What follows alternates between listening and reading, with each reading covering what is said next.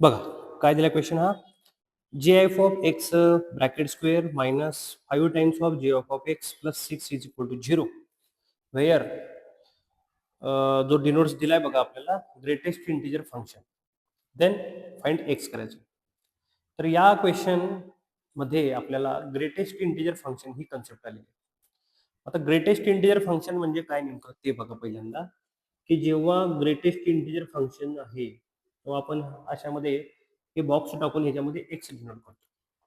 मग greatest integer function that is means काय बघा, की एक्स ची व्हॅल्यू जी आहे ती लेस दॅन और इक्वल टू एक्स अशा पद्धतीने असते. म्हणजे काय बघा, की समजा जे एफ ऑफ टू व्हॅल्यू आपल्याला फाइंड करायचं असेल, जर ह्या बॉक्समध्ये टू व्हॅल्यू असेल तर टू हा इंटिजर आहे, तर ह्या बॉक्सची ग्रेटेस्ट इंटिजर फंक्शनची व्हॅल्यू टूच घ्यायची. म्हणजे ज्यावेळी इंटिजर आतमध्ये असेल, integer that means 0 plus minus 1 plus minus 2 and so on. ठीक आहे. तर डायरेक्ट इंटिजर असेल तर इंटिजरची व्हॅल्यू इंटिजरमध्ये येणार. समजा जे एफ ऑफ -10 असेल तर आन्सर आपल्याला काय येणार बघा, -10 लिहावं लागणार.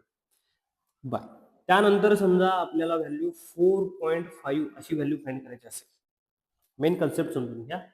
तर 4.5 व्हॅल्यू ही फाइंड करायची असेल तर ती लाईज बिटवीन कशामध्ये असणार बघा, 4 आणि 5 च्या इन बिटवीन असणार. तर 4 आणि 5 च्या मध्ये असल्यानंतर त्याचा जो इंटिजर घ्यायचा, डेफिनेशन काय सांगते बघा, एक्स ची value less than or equal to x असते. इक्वल टू एक्स कधी असणार, ज्यावेळी डायरेक्ट इंटिजर असेल त्यावेळी इंटिजर व्हॅल्यू येणार, and other than integer value असेल तर त्याच्या लेस मधला जो इंटिजर असेल तो लिहावा लागतो. दॅट इज 4.5 च्या लेफ्टचा इंटिजर व्हॅल्यू किती येणार बघा, 4 येणार. ओके, ही मेन कन्सेप्ट ह्या एक्झाम्पल मध्ये आपल्याला यूज करायची. आता ह्या एक्झाम्पल मध्ये काय दिले बघा, की G F of x bracket square आहे, त्यामध्ये आपण काय करूया बघा, की let greatest integer of X ची व्हॅल्यू आपण टी कन्सिडर करूया. ग्रेटेस्ट इंटिजर फंक्शन एक्स जो आहे तो टी कन्सिडर करूया. इक्वेशन काय होईल बघा, क्वाड्रेटिक इक्वेशन तयार होऊन जाईल, t square minus 5t plus 6 is equal to 0. तर आता या क्वाड्रेटिक इक्वेशनचे फॅक्टर्स पडता आपल्याला येतात. 6 चे फॅक्टर असे पडायचे आहेत की -5 त्याचे रूट्स मध्ये आले पाहिजे.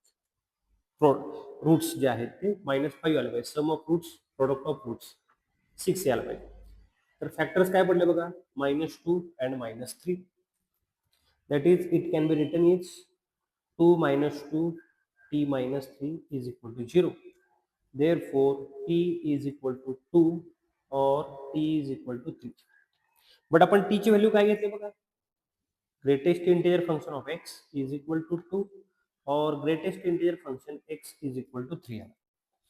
आता कसं सॉल्व्ह करायचं आहे बघा, जेव्हा तुमचा इंटिजर 2 मिळेल, काय म्हणतो बघा आपण, इंटिजर 2 कधी मिळणार, जेव्हा तुम्ही 2 च्या राईटच्या ह्या सगळ्या व्हॅल्यू ज्या घ्याल, अगदी 3 ला तुम्हाला ओपन करावं लागेल, कारण एक्झॅक्ट 3 हा इंटिजर आहे.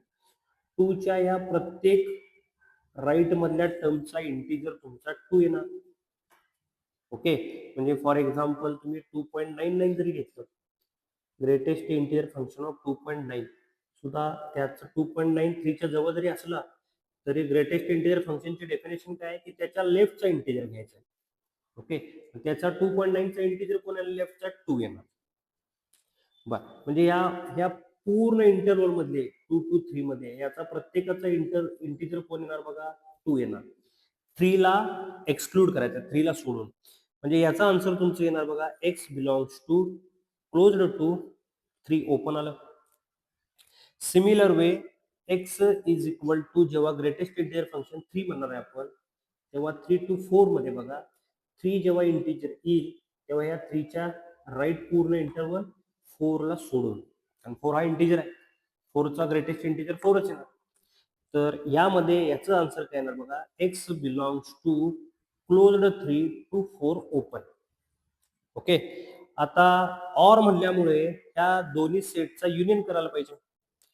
तर या दोघांचा युनियन जर बघितला आपण तर x belongs to closed two to 4 open येईल का बघा.